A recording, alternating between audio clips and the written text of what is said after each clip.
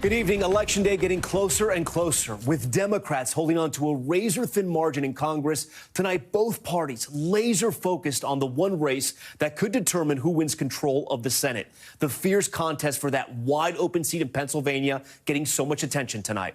Democrat John Fetterman and Republican Dr. Oz face-to-face for the first time in this campaign cycle for a debate in the state's capital. Viewers no doubt paying close attention to Fetterman's performance months after he suffered that stroke. This debate, the only chance for most voters to hear the lieutenant governor answer questions live and judge for themselves if he is fit for office. Oz, comfortable in front of a camera after years as a TV personality, pressed on issues critical to voters, including a question on abortion. The Real Clear Politics poll average showing the race tightening in recent weeks in Oz's favor, with Fetterman, though, still leading. But will last night's performance do anything to move the needle? Our team on the ground in Pennsylvania asking voters just that. We want to start off with Dasha Burns, who leads us off tonight from Harrisburg.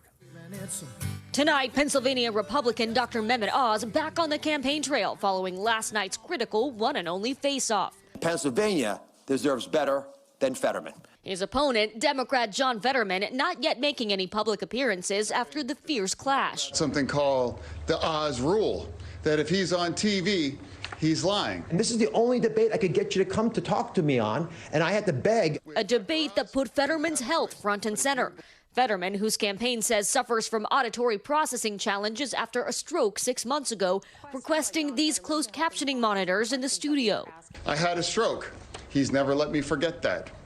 And I might miss some words during this debate, mush two words together, but it knocked me down, but I'm going to keep coming back up. Fetterman did miss some words during the hour-long showdown, at times struggling to answer questions, including this moment. Fetterman was asked about his changing position on fracking, which he now says he supports. There is that 2018 interview that you said, quote, "I don't support fracking at all." So how do you square the two? I do support fracking, and I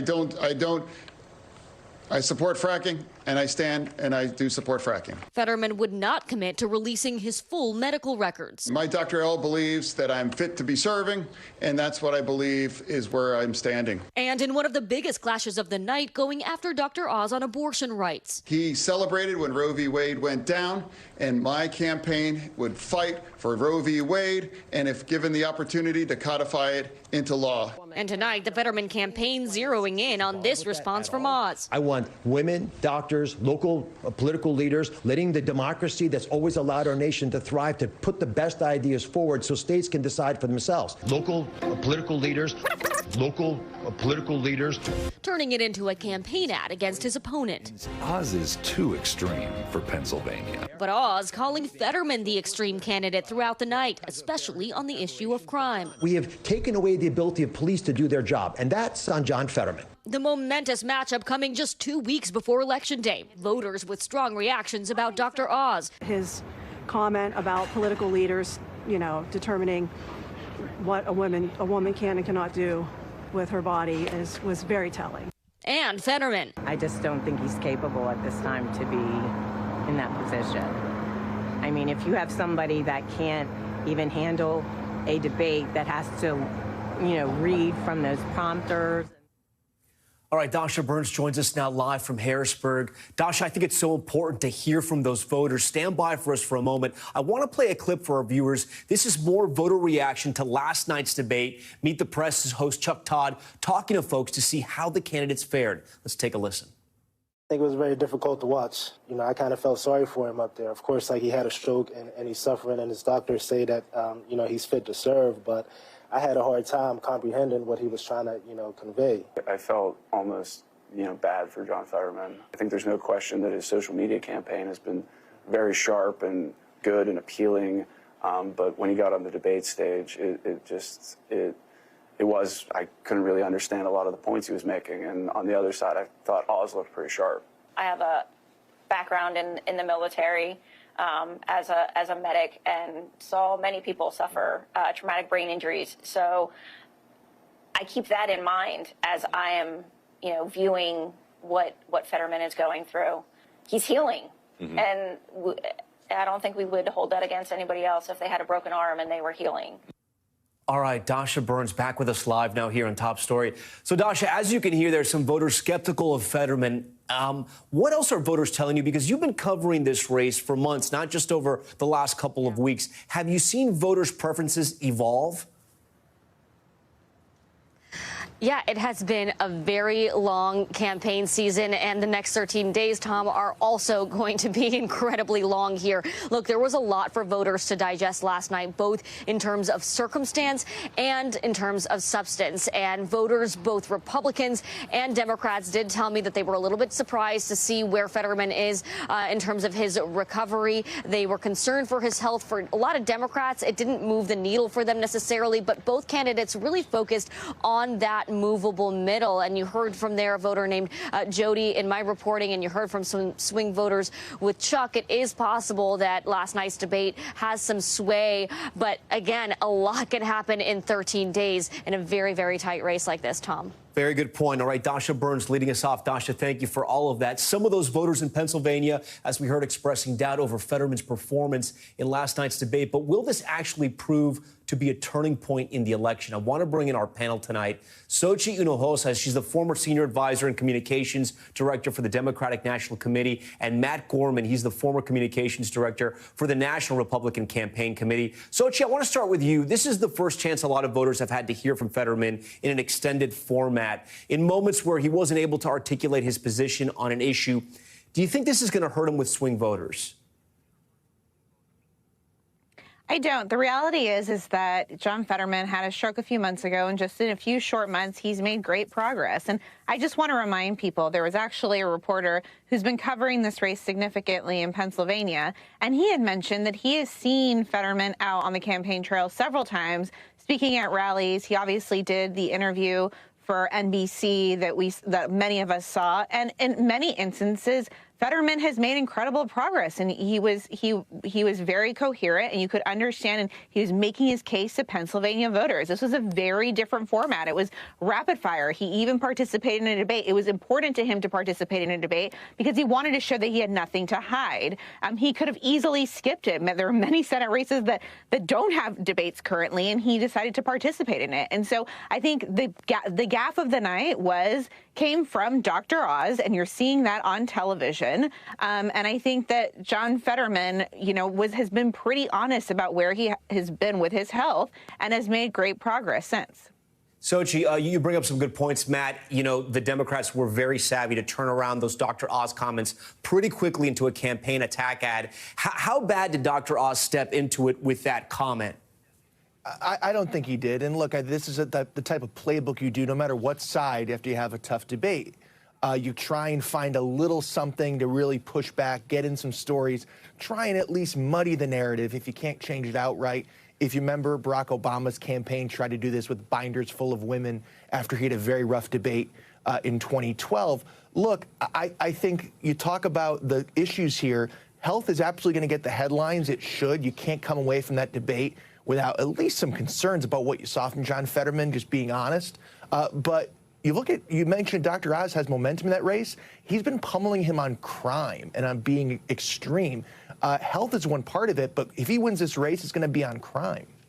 Xochitl, I want to ask you, we heard from those swing voters there. They clearly had some issues with Fetterman's health and his recovery, no doubt. And again, it was incredibly courageous that he stood up for an interview and then later he stood up for this debate. But I have to ask you, at this point, should the Democratic Party in Pennsylvania have put together a plan and offered to run another candidate once his medical condition worsened? Was that ever discussed? Was that even possible? No, absolutely not. And I think the reason why is because no one expected this to happen. And not only no one expected it to happen, there are many people across the U.S. and in Pennsylvania who have had health issues before. And I think that this starts a very important conversation about health and taking care of yourself and recovery. He has been very transparent with his recovery. I have people in my family who have been through a number of have had health conditions, as I'm sure the two of you have. And I think that it is important for him to continue to be transparent. If I were John Fetterman, I would hit the campaign trail. He does well in larger rallies. He does well when he's talking to voters. The reason why he has been ahead of the polls is because he knows how to talk directly to those voters. He knows the issues that they care about. So if I were him, I would hit the campaign trail, put this debate aside, continue to do what you're doing, continue to talk about reproductive rights, the economy, all of the things that he does so well. And if he continues to do that, then he will be successful on election night. Matt, what do you think this election ultimately comes down to? I know you were mentioning crime there and some of the extreme positions you say that John Fetterman holds right now. But do you think Pennsylvania voters, and I looked at a number the other day, I think hundreds of thousands have already voted early there in the state of Pennsylvania. What do you think the Pennsylvania voter that goes in to vote on Election Day, what do you think they're going to be thinking right before they vote for either Fetterman or for Dr. Oz? You know, look, the polls show economy #1, you could say abortion or crime #2, followed by kind of an amalgamation of issues. I will say this, we are in a polarized time. Unless your last name is Manchin or Collins, you tend now to outrun the president of your party by 7 or 8 points. People put their jerseys on, red or blue. As Doc just said, there's a movable middle here, but for the most part, people tend to lock into who they want. There's a persuadable vote. And again, I think Oz has been hitting that with crime. But what I would watch is in these next couple days, do you see Oz popping in several polls? 13 days still to go. All right, Sochi, Matt, we thank you for joining Top Story tonight, as always. And another major headline from the political world. A spokesperson for Senator Bob Menendez confirming the New Jersey Democrat is under federal criminal investigation by the U.S. Attorney's Office in Manhattan. I want to get right to NBC New York's chief investigative reporter, Jonathan Deans. Jonathan, what do we know so far? We don't know much because the Justice Department and that spokesman not offering many details. As you know, the senior senator from New Jersey has run into legal and ethical problems in the past. The most recent case dating to about 2017 when he was put on trial for allegations of improperly accepting cash and gifts and vacations from an eye doctor who was later convicted of Medicare fraud. That case ended in a hung jury, and the Justice Department later dropped the charges. The senator maintaining he accepted those vacations and trips because they were close friends for many, many years.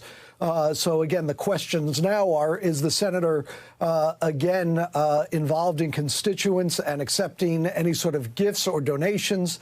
And whether the Justice Department is taking a hard look at that. Again, the Southern District of New York, which is leading this investigation, not commenting, and the senator's spokesman not offering many details except to confirm that he has been the subject of this investigation.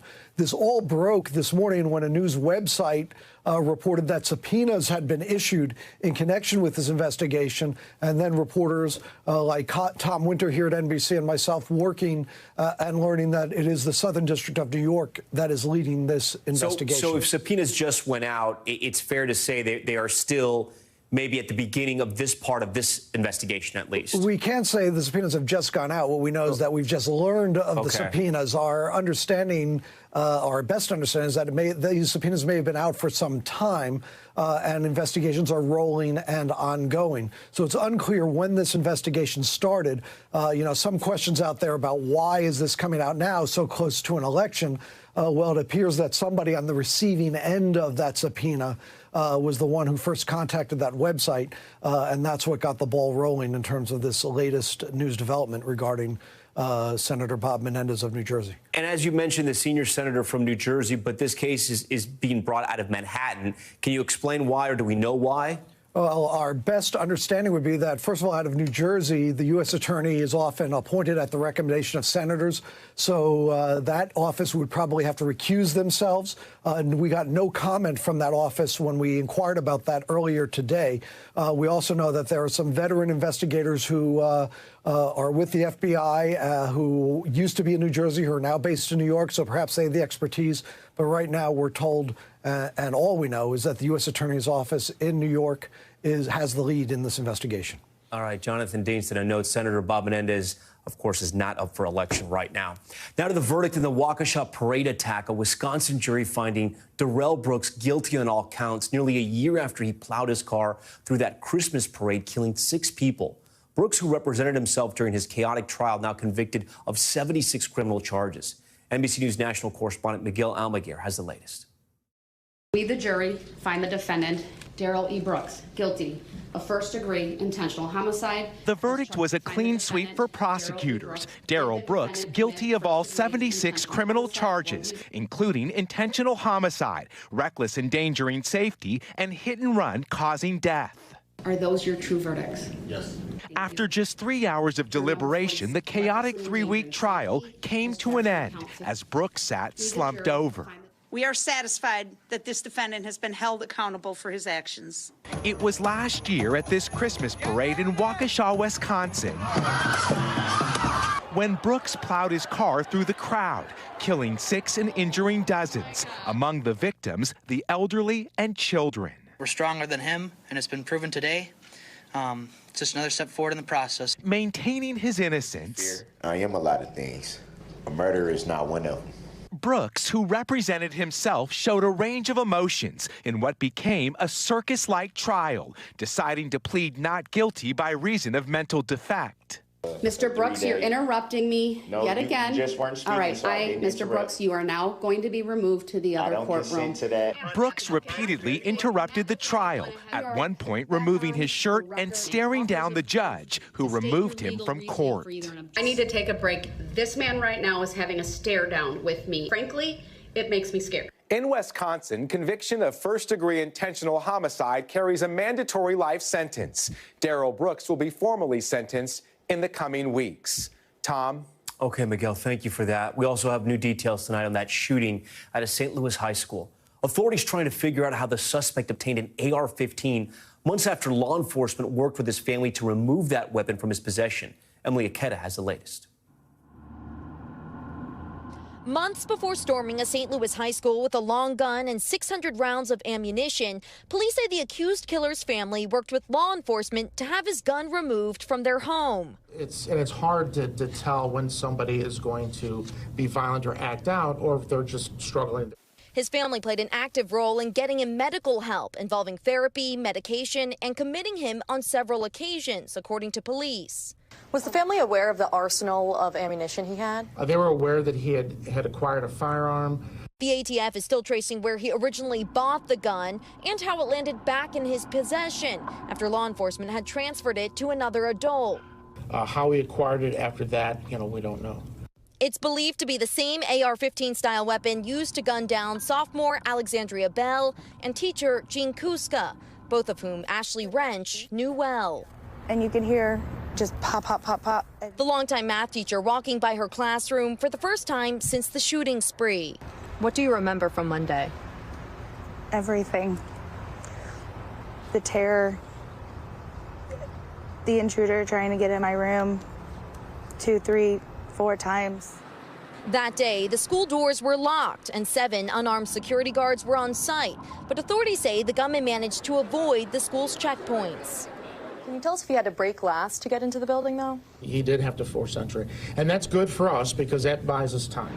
And Tom, we're learning tonight authorities believe the gunman, who described himself as an isolated loner, was targeting the school and certain individuals. But the rapid police response and a potentially malfunctioning gun helped prevent even more bloodshed. Tom, back to you. Okay, Emily, thank you for that. We turn now to the surge of RSV cases in children. Tonight, nearly 75% of pediatric hospital beds in this country are full. Tom Costello has more on the warning signs parents should look out for. 3-year-old Izzy Banky is today almost back to her old self, but she's been through a rough few weeks. Homesick, a 2-hour wait in an urgent care clinic, a second urgent care visit, an ambulance ride to Children's National Med Center as she struggled to breathe. Then admitted with RSV-caused pneumonia. Nobody wants to hold their kid down and hold a mask on their face. And so she's screaming and trying to rip the breathing tubes out.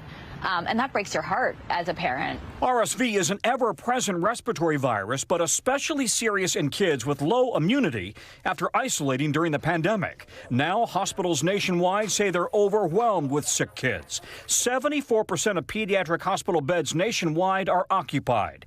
89% in Missouri, 91% in Texas, 99% in Rhode Island. Seattle Children's tells NBC News it's at 200% capacity in the ER.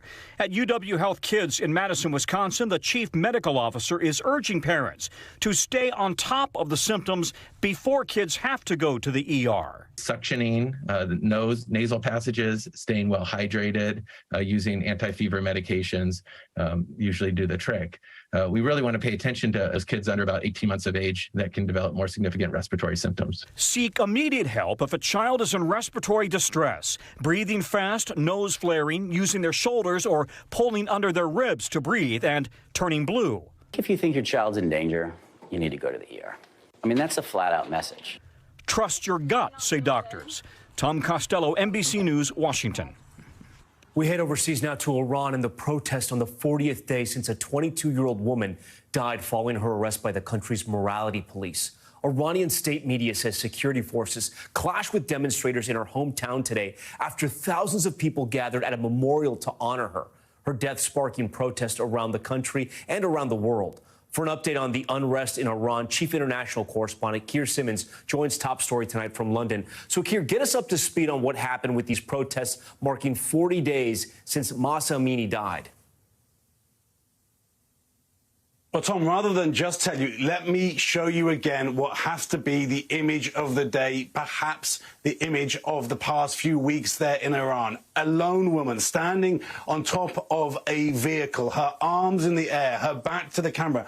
We don't know who she is. We may never know who she is, but she is not wearing a headscarf, not wearing a hijab. And then around her, people and cars streaming to try to get to the cemetery of Mahsa Amini to try to mourn and to protest that 22-year-old's death. That extraordinary image saying so much. Huge numbers on the streets today protesting again, as they have been day after day, Tom. And then there were clashes. There were reports that live rounds were used and tear gas, another brutal crackdown. And yet, Tom, the protests continue. Yeah, and Kier, you mentioned images, and when we're seeing those massive crowds there in Iran more than a month after all of this has happened, is it fair to say that the resistance is still alive and very strong? Oh, I think it's absolutely right to say that. They cut the internet in Mahsa Amini's hometown. That tells you something about the concern amongst the Iranian authorities that they don't want to get these images, they don't want to have these images come out, they don't want to let this message get out. And then again, these brutal crackdowns, and yet the people are still there. And it's many, many young women, but it's also men of all ages there to support those women. The question for the Iranian authorities is, what can they do in the face of this, frankly, extraordinary movement, Tom? And Kier, I want to ask you, there are new U.S. sanctions targeting Iranian officials involved with the crackdown. It seems like there's a never-ending list of sanctioned Iranians. Do these measures have any effect at all?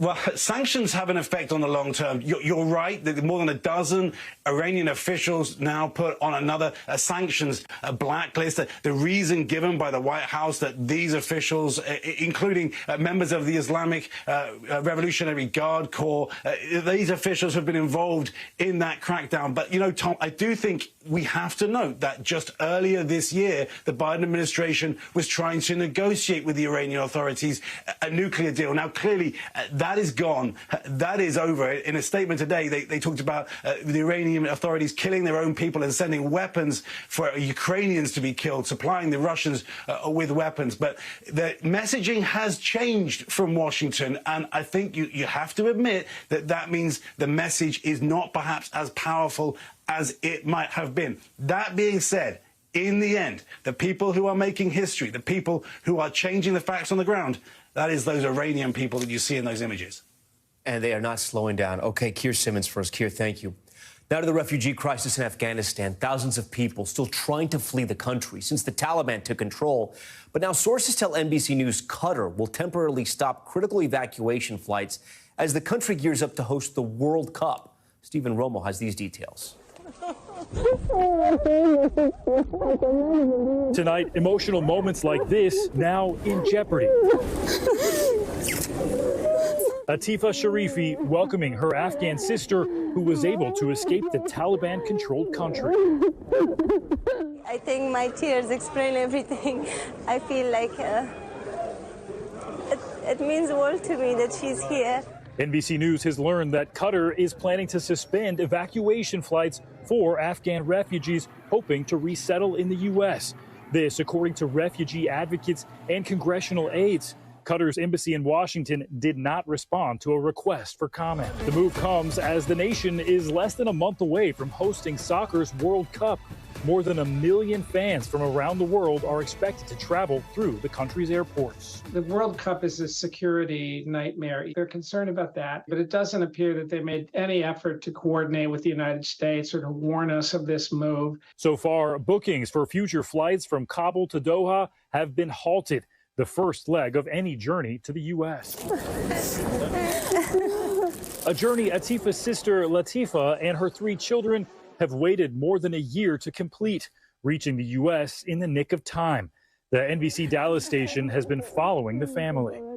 She said that I want to thank you to the team that helped me to get out of Afghanistan. Their story, one of tens of thousands since a refugee crisis emerged following the botched withdrawal of U.S. troops from Afghanistan.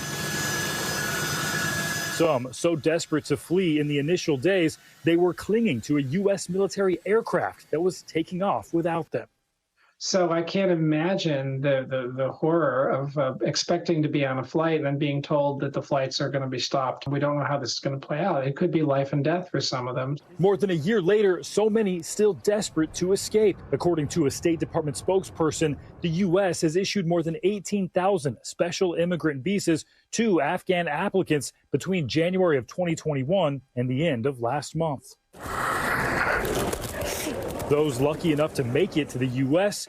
try to settle into a new life here. She has been through so much struggle, so much tough time with her 3 kids that I want to give her as much as convenience and good and pleasing time here so that she forgets all those bad memories.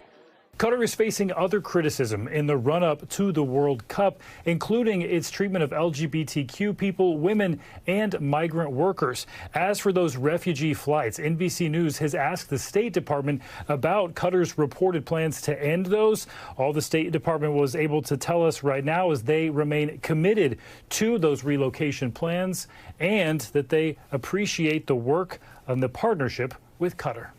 Tom? Okay, Stephen, thank you. Still ahead tonight, the deadly crash in upstate New York. 4 teens killed after crashing a car they stole. Why police think it could be related to a trend on TikTok called the Kier Challenge. Plus, the Clorox recall affecting nearly 40 million bottles of cleaner, the popular products you should toss in the trash tonight. And that real-life Sharknado in California. We'll show you more images of that incredible photo bomb. Top story. Just getting started on this Wednesday. We're back now with a deadly crash. 4 teens were killed in upstate New York while driving a stolen Kia. Investigators possibly linking the tragedy to the Kier Challenge, a viral social media trend that shows you how to steal a car using something as simple as a cell phone charger. Police departments around the country have been sounding the alarm for months. Morgan Chesky has more. Tonight, 4 teens killed in a deadly upstate New York car crash involving a stolen Kia that police say may be linked to a popular TikTok challenge. Among the victims, 14-year-old Ajane Harper and 19-year-old Marcus Webster. This is a terrible, terrible outcome for such young kids that have their entire lives in front of them. The crash happened early Monday morning. All 5 passengers in the car were ejected from the stolen Kia. The sole survivor, a 14-year-old girl, is still in a hospital, authorities say. We need to do a thorough investigation to find out what happened and what the appropriate charges are against the driver. Police say the 16-year-old Kia driver has now been charged with unauthorized use of a vehicle and criminal possession of the stolen property. They are very easy, unfortunately, to steal. You can look up the information that's been put out there. He's talking about the viral sensation dubbed the Kier Challenge, an internet trend that shows how to steal Kias and Hyundais built in the last decade with something as simple as a cell phone charger or even USB cable. Pull it down and then break it down. And getting away in seconds. Earlier this year, a group known as the Kia Boys, wreaking absolute havoc in Milwaukee, Wisconsin.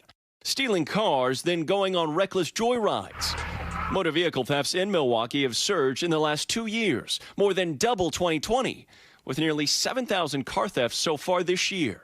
In a 2-week window in July, nearly half of the 56 cars stolen in St. Petersburg, Florida, were Kia or Hyundai models, according to police. They tell us they learned it on the internet or they learned it from another friend. It just continues to spread like wildfire. Police say St. Paul, Minnesota is experiencing similar problems. As of July of this year, 212 Hyundais and 248 Kias have been stolen. Last year, just 39 Hyundais and 24 Kias. This summer, video showed a Kia Forte that was reported stolen, driving erratically and dangerously as a police helicopter followed throughout the city. The car eventually struck the center concrete median twice before becoming disabled. All 4 occupants ran off, but were later arrested by authorities. All teenagers, the victims caught off guard. It was kind of shocking. I thought, I thought with the newer cars that you had to have the key. Okay, Morgan, this is such a wild story. I understand Kia has now just come out with a response to this latest deadly incident. Yeah, Tom, they have. Just, in fact, within the last few minutes, we heard from the car maker who says their hearts are with the Buffalo area community where this deadly crash took place. Kia says they're concerned about this apparent spike in car thefts, and that's why they are providing free wheel locking devices to law enforcement agencies in affected areas all across the nation. And we're also hearing from TikTok. The company says it doesn't condone the actions in any of these Kia Challenge videos, and they say that if they're found going forward, those videos will be removed from the platform entirely. Tom? All right, Morgan Chesky for us tonight here on Top Story. Morgan, we appreciate it. When we come back, the major ruling in Florida, the documents about a migrant flight to Martha's Vineyard that Governor Ron DeSantis will have to now make public in less than 3 weeks. Stay with us.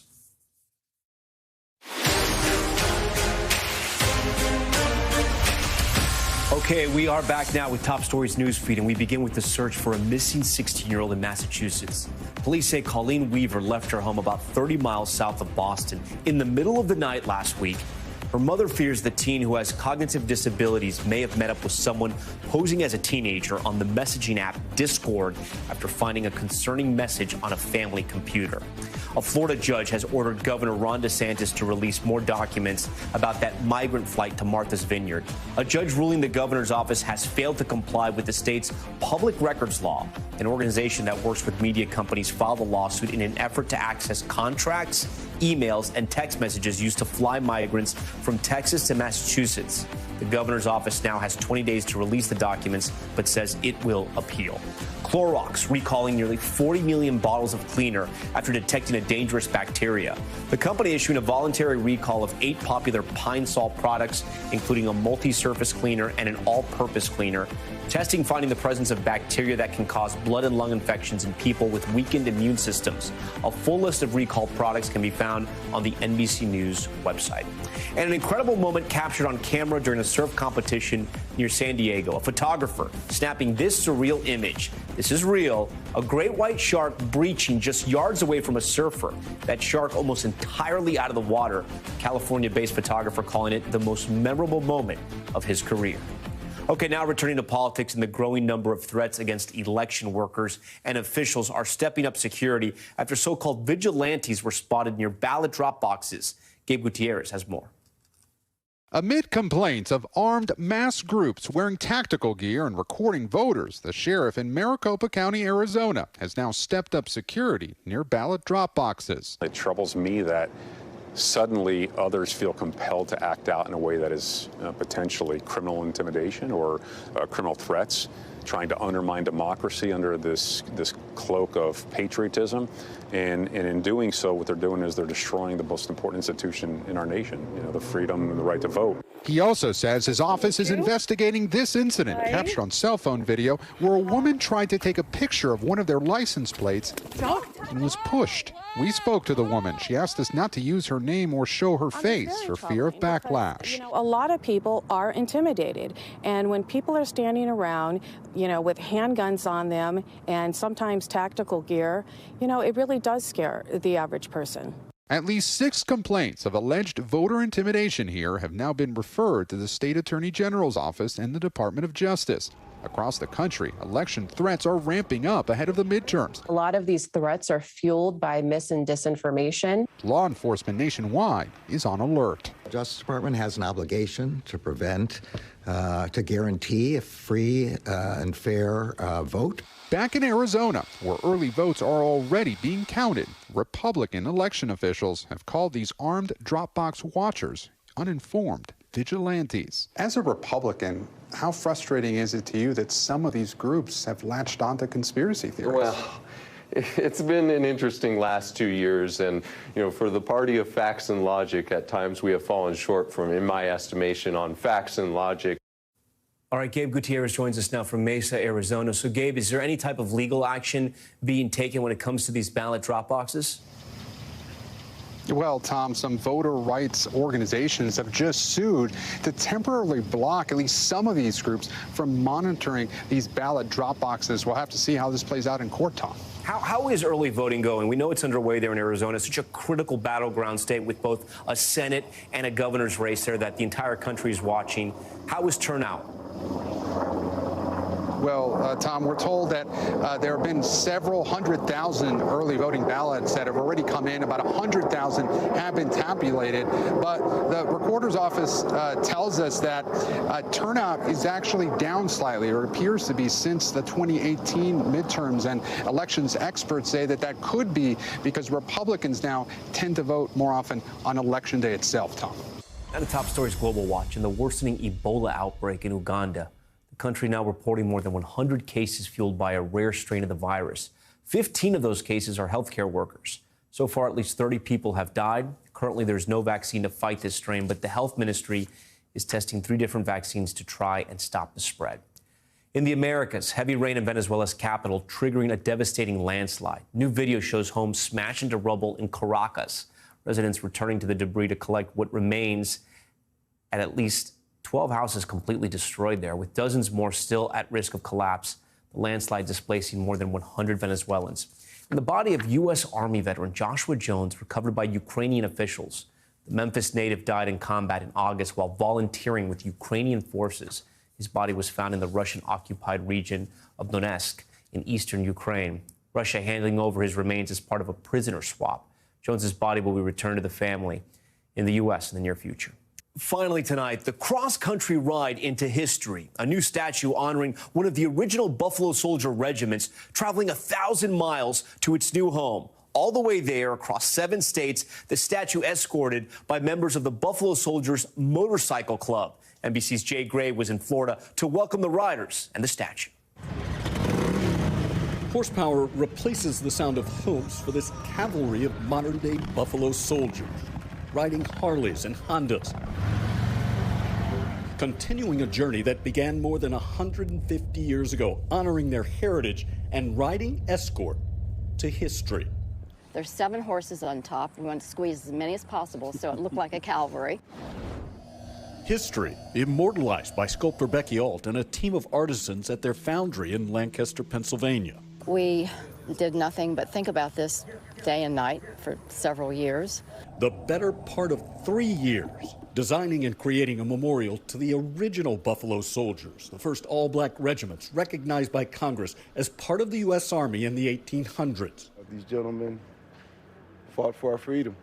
The bronze statue highlighting the 10th Cavalry, heroes of the 1898 Spanish-American War. These guys were a team. They watched each other's back, and I wanted to have that strength, that dynamic of several soldiers together. With the artwork complete, a convoy of new Buffalo Soldiers, members of the nation's largest African-American motorcycle club, gathered to take it home to Lakeland, Florida, where the soldiers lived in tents while they trained, traveling more than 1,000 miles across 7 states for 2 days. Their journey ends at Veterans Memorial Park in Lakeland, with the crowd gathering for the installation. Truly, truly emotional. I have not yet today been able to find the words to accurately describe the feeling. That's how deep it is, because it has so many meanings. The formal dedication is set for Veterans Day weekend. It's a statue honoring soldiers many say history has ignored or forgotten, with a message for generations to come. To me, the message is unity. There are so many different people involved with this project, so many different opinions and so many different ideas. Like I say, for me, it's a symbol of unity, of people working together. That's going to always be here. Like the legacy of the men it remembers. Buffalo Soldiers! Buffalo Soldiers! Jay Gray, NBC News, Lakeland, Florida. And a special thanks to our Jay Gray for that story. We thank you for watching Top Story tonight. I'm Tom Llamas in New York. Stay right there. More news on the way.